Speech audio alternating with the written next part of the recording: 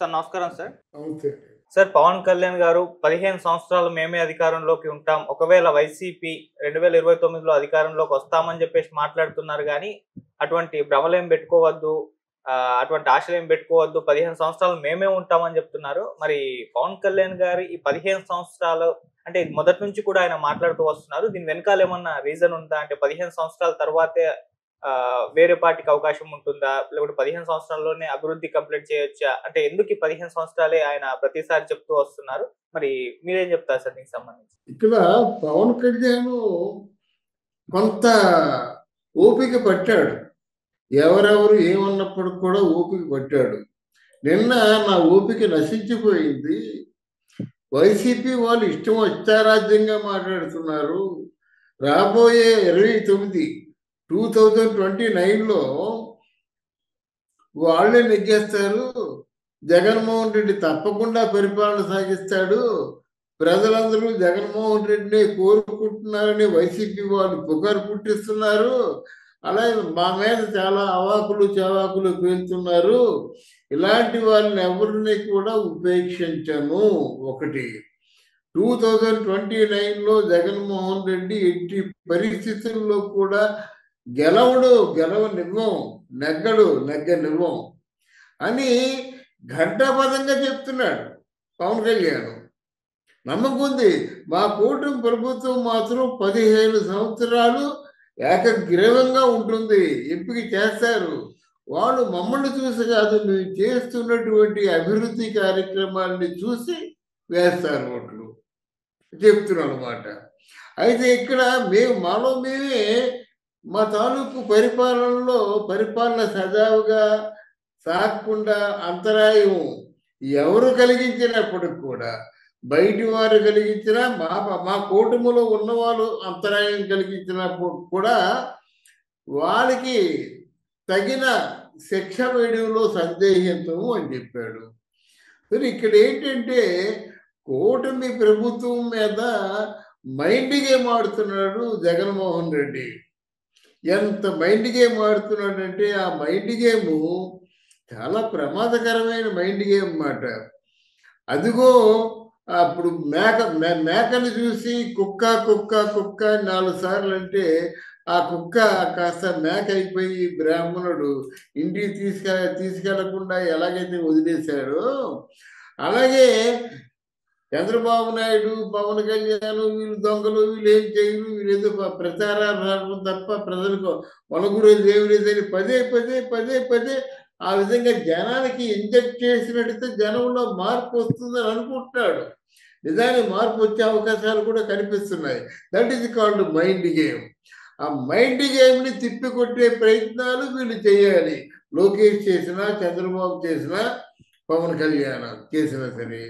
ఇక్కడ ఏంటంటే ఇంతవరకు అప్పుడు రెడ్ బుక్లో ఉన్న వాళ్ళు ఎవరో ఎంతమందిని అరెస్ట్ చేశారో, ఇంకెంతమందిని అరెస్ట్ చేయాలో, అసలు ఈ రెడ్ బుక్ వ్యవహారం తొలగిపోయినట్టయితే పరిపాలన మీద రావచ్చు. అసలు రెడ్ బుక్లో ఉన్న వాళ్ళు ఎవరు అనుకుంటున్నారు కదా, మీరు అనుకోకపోయినా ప్రజలు అనుకుంటున్నారు. రెడ్ బుక్లో రోజా ఉంది, రెడ్ బుక్లో కూడా నానున్నాడు, రెడ్ బుక్లో పేరు నానున్నాడు, రెడ్ బుక్లో ఎవడు బూరగడ్డ అమర్నాథ్ ఉన్నాడు, వల్లభనేని వంశీ ఉన్నాడు, ఇవన్నీ అనుకుంటున్నారు కదా. మరి ఎప్పుడు రెడ్ బుక్లో ఉన్న వాళ్ళందరినీ పూర్తిగా నేరాలు చేశారు, ద్రోహాలు చేశారు, కుట్రలు చేశారు, కుతంత్రాలు చేశారు. ఎప్పటికి కూడా బాహాటంగా మీ మీద అసనిపాతం అంటే పిడుగుల్లాంటి వార్తల్ని వాళ్ళే ఓన్ చేసుకొని చెప్తున్నారు. మరి దాని మీద మీ యాక్షన్ ఏమిటి? అలా చేస్తున్నప్పుడు ఎప్పుడు మీరు వీళ్ళందరినీ కూడా వీళ్ళ తాలూకు దౌర్జన్యాన్ని, వీళ్ళ కుట్రల్ని భగ్నం చేస్తారు, ఎప్పుడు మీరిచ్చినటువంటి వాగ్దానాలని కార్యాచరణలో పెడతారు. ఇది అవసరం కదా. అది కాకుండా మీటింగులకే పరిమితం అయిపోతే లాభం లేదండి. ఏదైనా అనుకున్నది సక్రమంగా చకచక సాగిపోవలసిందే. వాళ్ళు చెప్పినట్టుగా అప్పుడే 18 మాసాలు అయిపోయినాయి. ఏమి చేసినప్పుడు కూడా ఇదొక 6 మాసాలు, వచ్చేదొక 6 మాసాలు, అంతే. అంతకంటే ఏముంది? సంవత్సరంన్నర వరకే వీరికి టైం ఉంటుంది. తర్వాత మళ్ళీ ఎలక్షన్లో పడిపోవాలి. చెప్పింది చేసింది చెప్పుకోవాలి వీళ్ళు. వాళ్ళు వీళ్ళేమి కూటమి ప్రభుత్వం వాళ్ళు ఏమీ చేయలేకపోయారు, అంత ఆర్భాటమే అని వాళ్ళు అనుకుంటారు అన్నమాట. ఆ ముందే మీరు ఏమైనా చూపించగలిగితే చూపించారు అది. అందువలన ఇలా పవన్ కళ్యాణ్ చెప్పిన మాటలకి కార్యాచరణలో వాళ్ళు చూపించగలిగినప్పుడు మాత్రమే ఒక క్రైటీరియా ఏర్పడుతుంది. కార్యాచరణలో చూపించకుండా కేవలం మీరు తాట చేస్తామన్నా, నాడ చేస్తామన్నా, ఏమి చేస్తామన్నప్పుడు కూడా ప్రజలు గమనిస్తూ ఉంటారు, ఎవరెవరు ఎలా మాట్లాడతారని గమనిస్తూ ఉంటారు. అంతేగాని ఇప్పుడు వాళ్ళు చేసింది కార్యాచరణలో ఉన్నప్పుడే వాళ్ళు విలువిస్తారు, లేకపోతే కొంచెం ఆలోచించుకుంటారు. సార్ ఇప్పుడు 15 సంవత్సరాలను పవన్ కళ్యాణ్ గారు ముందు నుంచి కూడా వస్తున్నారు. అండ్ ఆయన ఇంకో మాట కూడా ఆయన ఎప్పుడు చెప్తూ వస్తారు, చంద్రబాబు నాయుడు గారే ఈ 15 సంవత్సరాలు కూడా సీఎం గా ఉండాలని చెప్పేసి. మరి ఇప్పుడు ఆయనే ఉండాలంటారా, లేకుంటే లోకేష్ గారా, లేకుంటే పవన్ కళ్యాణ్ గారా, ఒక్కొక్కరు మారుతూ ఉండాలా సార్? చాలా మంచి ప్రశ్న ఇది. ఎందుకంటే కూటమి ప్రభుత్వం 15 సంవత్సరాలు ఉండాలని పవన్ కళ్యాణ్ కోరుకున్నాడు, కానీ 15 సంవత్సరాలు చంద్రబాబు నాయుడే సీఎంగా ఉంటాడు అని చెప్పలేదు కదా, ఉండాలని ఆయన కోరుకోలేదు కదా. ఆయన ఎవడు కోరుకోవడానికి? ప్రజలు కోరుకోవాలండి ఎవరైనా సరే.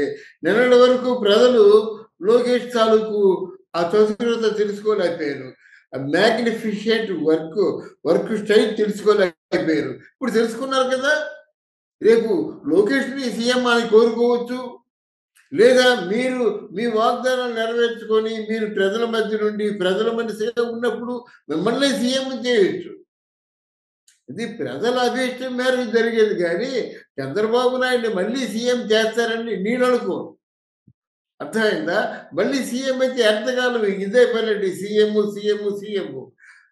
ఆయన ఇప్పుడే పక్కన పెట్టాలి యాక్చువల్గా, ఆయన వయసు రీత్యా.